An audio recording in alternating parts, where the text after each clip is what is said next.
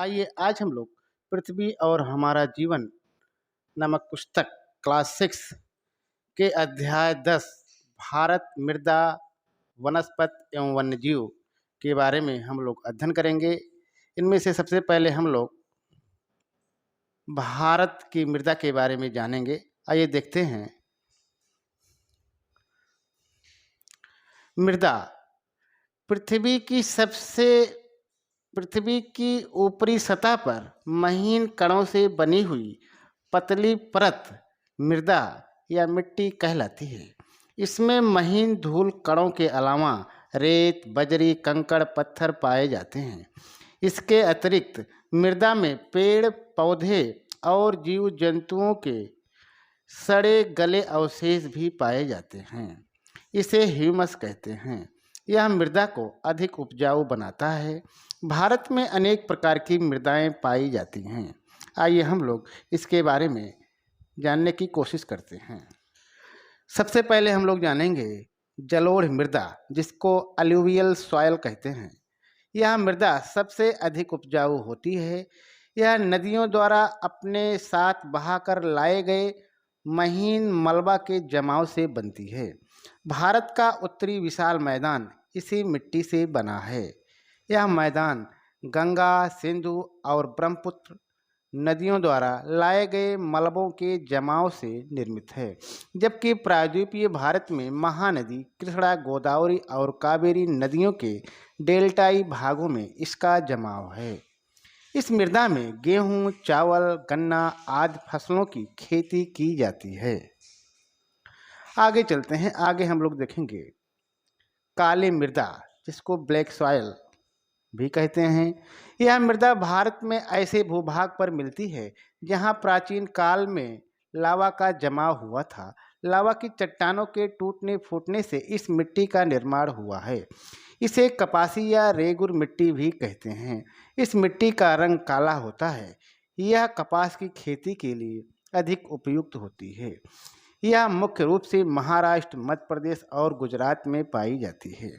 आगे चलते हैं। आगे हम लोग देखेंगे नेक्स्ट सॉयल लाल पीली मृदा, जिसको रेड येलो सॉयल भी कहते हैं। इस मिट्टी का निर्माण प्रायद्वीपीय पठारी भाग में पुरानी चट्टानों के टूटने से हुआ है। इनका रंग लाल पीला होता है। ऐसी मिट्टी गर्म और सूखे भागों में पाए जाने के कारण कम उपजाऊ होती है। उर्वरकों, खाद एवं सिंचाई की मदद से इसमें अच्छी फसल उगाई जा सकती है। आगे चलते हैं। आगे हम लोग देखेंगे लेटेराइट मृदा, जिसको लेटेराइट सॉइल भी कहते हैं। भारत में यह मिट्टी गर्म और अधिक वर्षा वाले स्थानों पर पाई जाती है। अधिक वर्षा वाले क्षेत्रों में मृदा के पोषक तत्व पानी में घुलकर रिस कर नीचे चले जाते हैं। पोषक तत्वों के अभाव में यह मिट्टी कम उपजाऊ हो जाती है। भारत में यह मिट्टी केरल के मालाबार, पश्चिमी घाट, छोटा नागपुर पठार और उत्तरी पूर्वी राज्यों में मिलती है। इस मिट्टी में चाय, कॉफ़ी, काजू आदि की बागाती कृषि की जाती है। आगे चलते हैं। आगे हम लोग देखेंगे मरुस्थलीय या शुष्क मृदा, जिसको डेजर्ट सॉइल कहते हैं। भारत में यह मिट्टी कम वर्षा वाले क्षेत्रों में पाई जाती है।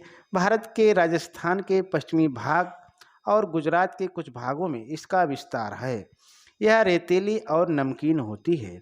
इसमें नमी बहुत कम होती है। इस मिट्टी को सिंचाई करके कृषि योग्य बनाया जा सकता है। वर्तमान में इंदिरा गांधी नहर से सिंचाई करके पश्चिमी राजस्थान में गेहूं का उत्पादन किया जा रहा है। आगे चलते हैं। आगे हम लोग देखेंगे नेक्स्ट सॉयल पर्वतीय मृदा, जिसको माउंटेन सॉइल भी कहते हैं।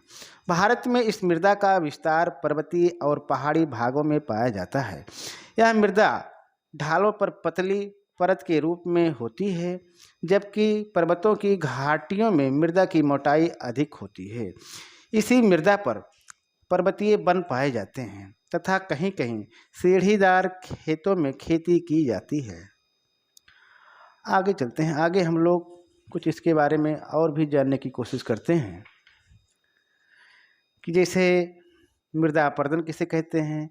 मृदा के कटाव और उसके बहाव की प्रक्रिया को मृदा अपरदन कहते हैं। ध्यान दीजिए, मृदा के कटाव और उसके बहाव की प्रक्रिया को मृदा अपरदन कहते हैं। इससे मिट्टी कम उपजाऊ हो जाती है।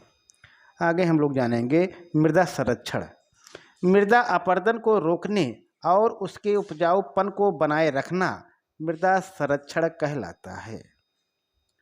इस प्रकार से आज यहीं तक। बहुत बहुत धन्यवाद।